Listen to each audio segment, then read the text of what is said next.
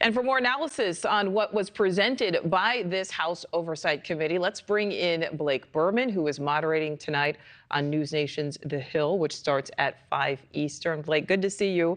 So let's start with some of this new information discussed here. Joe went over with us. If these were legitimate deals, why are there no invoices? Why are there or were there no direct payments? Great questions.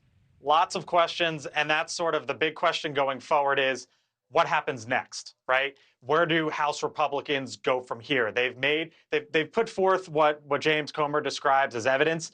They are calling on the Department of Justice to sort of take the next step. But really, one of the issues that House Republicans are facing, which Joe Khalil walked through, is there's really no smoking gun here. There's really no direct evidence. And that's part of the issue for House Republicans. You saw on the clips that Joe played of the Congressman James Comer. To his left, screen right, was Congresswoman Nancy Mace, Republican from South Carolina.